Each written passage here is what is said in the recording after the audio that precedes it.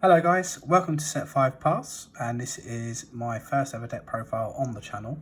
So I thought I would go with a Set 5 Pass type of theme for the first deck profile, and I've decided to go with Paleo Frogs.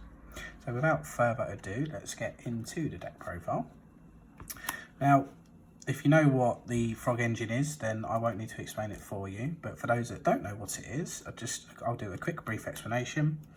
I'm playing currently 3 swap, 3 dupe and 2 Ronin Toadin. I have seen the ratios chopped and changed for dupe and Ronin in the past. I've always believed this is the most optimal. So at a glance, what Swap Frog does: normal summon or special summon, it can send a level 2 aqua from your deck to the graveyard. It can also special summon itself from the hand by pitching a water monster to special summon itself from the hand. So it has quite a good bit of synergy with when it's paired with a dupe or a Ronin in your hand, which can normally lead to effectively a totally awesome just by summoning it once and then normal summon it off after it's bounced back to hand. That's its second effect, it can bounce itself back to hand. Now, what a lot of people don't realise, the bounce is cost. So if you activate the effect to bounce it back to hand, it bounces as cost. So you can't Veiler it, you can't imperm it when it's bouncing back to hand. Obviously, you can do that on the summon.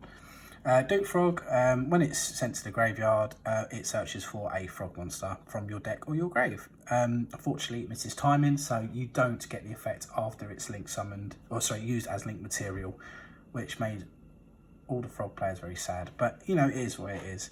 And then Ronin summons itself from the grave by banishing a frog monster as cost from the grave. Again, just has a bit of recursion. That's what the Frog engine does. That's what it's always done. It's a very good engine, and it facilitates a lot of what the deck wants to do. So I'm trialing Pot of Extravagance at the moment in this deck. I know Pot of Prosperity, would probably be a very good good addition to the deck. However, I don't currently have the funds for Pot of Prosperity, so we're going with Extravagance at the moment. I might cut this and put Pot of Desires back in. I'm not entirely sure. I like Desires, however, it is very sad if you manage to banish majority of your frogs off of Desires before you get the chance to see them. Whereas this, it banishes 6 to draw 2. It's not as damaging to the extra deck, as long as you don't banish all the Totally Awesomes. But there is a way to recur the Totally Awesome should they be banished in the deck, which I will go over shortly. But like I said, banish 6, draw 2, or banish 3, draw 1. I'm not sure how much I like it yet. I'm going to do a bit more testing, but I can't see it being too much of an issue at the current time. So we're going to the Paleo lineup now. We've got 3 Canadia, 3 Dynamiscus, 3 Olinoids, 2 Morella, and then some questionable additions: 1 Pikaia, 1 Leoncholia. So I've always liked the 9 ratio of Canadia, Dynamiscus and Olinoids. I know different formats determine their usefulness. So, I completely understand why people might cut Canadia altogether or cut Dynamiscus altogether. I, at the moment, like this. It's a good bit of a toolbox. You've got interrupt, and back row removal. I like how that is at the moment. I'm sure some people will say Canadia should be at 2, or Dynamiscus should be at at 2. This is how I like it at the moment. And then 2 Morella. Again, I've seen people cut this entirely or play it at 1. I just like it if you can resolve it, because again, it gets your paleos going. When you dump another Paleozoic, I think you just send 1 trap. Just send a trap for your deck to the graveyard. So you can also combine it, with stuff like Lost Wind. But it's a good starter for the Paleo engine. I personally quite like it. The Pikaia one I completely accept. It's very random, very weird, and no one plays it. I just want to try it at 1, because you never know when that draw 2 might come in handy. And again, it does load up your graveyard with a Paleo to start your game. Load the graveyard up going forward. And plus it's draw 2. It can't be that bad. And then Leoncholia, I know some lists run it, some don't. I personally quite like it. I used to play it at 2 at times when called by the grave was at 3, just because it was nice to put back the Ronin if it was banished by the call by. It just has a second application at the moment of maybe putting one thing back off the extrav that you didn't want banished, or even putting a paleo trap back in case, well, say when it does get banished when it leaves the field. That is the caveat for the paleos. If they're summoned from the graveyard, they are banished when they leave the field. Can be a bit irritating at times, but I suppose, you know, it's a free monster and a trap, so it has to have some sort of downside. And I know I didn't mention it at the beginning, the paleos can summon themselves from the grave when another normal trap card or continuous trap card is activated. Can't chain them to a counter trap. So laying Choli's in the grave and I activate Pikaya, if the opponent has no interruption, you can summon from the grave. So they just make quite a good Toad engine as well. That's why I like the paleos. We're going into the traps now. Free Trap Trick, free Waking the Dragon, free DDG or Different Dimension Ground, 2 Get Out, free Crackdown. I'll save these last 3 as a bonus mystery surprise because they are a bit memey. So, Trap Trick, good. Well, basically this makes any 3 of normal trap you play in a deck effectively a 6 of. You can banish 1 copy from, you banish a copy from your deck and then you set a copy of the same name face down, it'll be activated that turn. Good card. I'm sure a lot of people know what Trap Trick does. Waking the Dragon, funny card. At the moment, I think a lot of people aren't playing around back row too much because back row isn't really in the meta at the moment, or back row deck should I say. So a lot of people aren't playing around Waking the Dragon and just look to pop blindly. And if you don't play extrav or you don't banish some of the targets off the extra deck, you can summon some quite funny stuff, which could effectively end your opponent's turn. And if failing that, it can just summon a Toad. So if you've already got a Toad on field, that's 2 negates. So it's pretty good. Bit memey. It does create a bit of a psychological game with your opponent if they do pop one and get stung by the Waking the Dragon. Think twice about popping your back row, potentially. Different Dimension Ground. So basically this turn, any monster sent to graveyard is banished instead. Going first, good against a lot of the decks moments, good against Dragon Link, it's good against Bird Up, good against anything that wants to send stuff to the grave and recur. It's a good card, I personally quite like it. 2 Get Out, again, you know, against Dragon Link, if they go into the 2 Dragon, LP and Pisty, just bounce them back. And they have to try it, and they can't make them again. I think they're once per turn, so that should end their turn. Just a good generic bounce back. I personally quite like it. And Crackdown, good against any normal summon decks. You know, you interact the normal summon, and then they just pass. And there's not a lot of decks like that, but you know, if it comes up in a rogue matchup, then yeah, it's there. It helps. Now, 3 meme mystery surprise cards. 3 Broken Line. Now, I hear you cry. What the hell is that? That is a counter trap that was released back in Circuit Break. I think it was the 3rd set in link format. Yes, I know, it's very weird. However, basically it reads, when a spell trap card or monster effect is activated in this card's column, while this card is set, negate the activation. If you do, destroy that card. But you're probably thinking, Shane, what application does that have? That's an awful card. Yeah, it does read as an awful card, I completely agree, viewer. However, I watched a deck profile recently on MST TV, and they were playing, I think it was some sort of Dogmatica list, which actually featured this card, and it really, really intrigued me. And when he explained why he played it, it made a lot of sense. So sometimes, you know, when you are playing Yu-Gi-Oh, you kind of just autopilot, and you don't actually think about column management.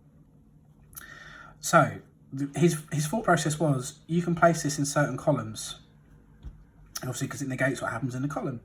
So he made the observation that quite a few Yu-Gi-Oh players are right-handed and will likely place in the right-hand extra monster zone or in the right-hand zones when they play. So if he sees that, he will play Broken Line in those columns, and effectively it's just a free negate. You know, it's literally just a trap. Well, yeah, literally in the name, it's a trap. So, like you say, if they put the crucial link monster in that right hand extra monster zone, it gets negated. And some people, when they play cards from hand, just play smack bang in the middle, literally in the middle zone. Again, Broken Line. It's memey. It's, you know, but I like memey stuff. I think it's funny. It will take people by surprise. and again it will make people think twice about their column placement. Not that it matters too much in frogs, but it's quite funny in my opinion. But yeah, that's it for the main deck. I'm pretty sure it's 40 cards. If it's not, please let me know in the comments so I can learn how to count. I'm not very good at maths at times. So we'll go into the extra deck just quickly. Oh. So we've got 3 Totally Awesome. Oh, wrong place. 2 Mr. Boy, 2 Opabinia, 2 Anomalomacaris. Playing multiples of 2 and 3 because you don't want to banish them all off of the Extrav. If you do, it's sad. Again, they're not crucial, but it's nice to have 1 or 2 just as a backup. Sometimes, you know, Opabinia is just a good searcher, but Anomalomacaris has got some quite good effects, which can come in quite clutch at times when the Paleozoic engine gets going. And then we run 5. Oh no, sorry, and there's 1 more. So, Coral Anemone. If I hear one more person call this Anemone, I think I will lose my mind. It's Anemone, guys. Say it with me. Anemone. Anemone. Thank you. Little rant over. Sorry, it's a massive pet peeve of mine when people call this card Anemone. Please, it's Anemone. Right, promise. I'm not moaning about it anymore. Yeah, just a good little extender for water. It locks you into waters for the turn, but it can come in. And we, at the moment, we are playing 4 targets for, well, I say 4 targets for Waking the Dragon.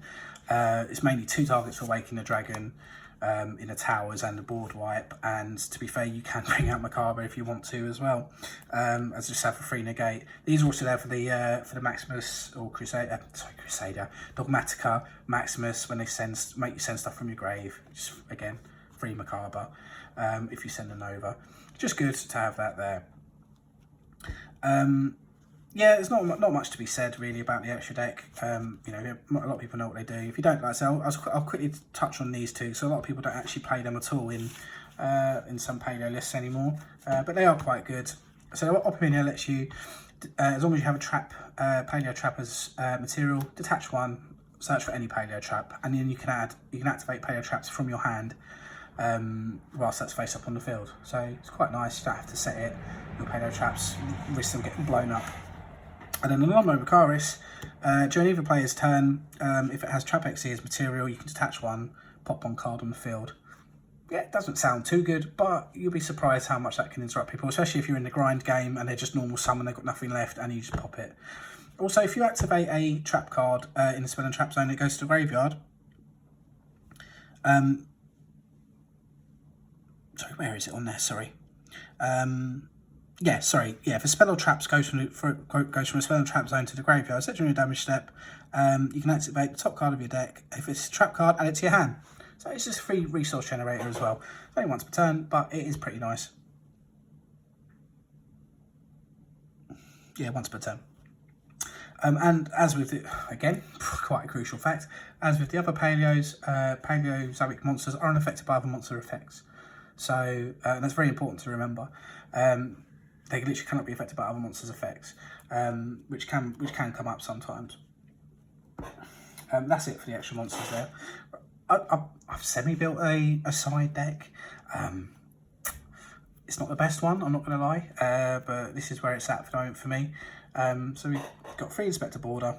You know, it's a very fun card, Inspector Fun.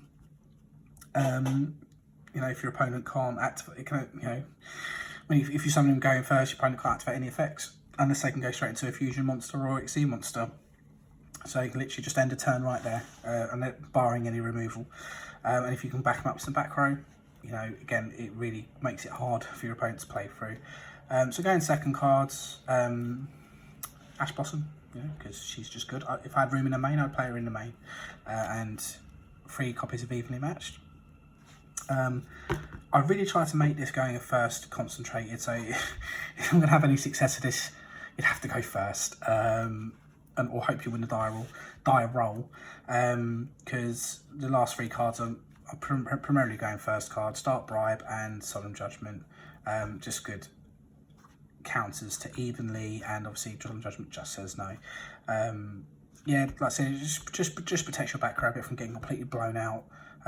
Plus, if they are raining that rogue 1 red reboot, you know, it's just there to say no.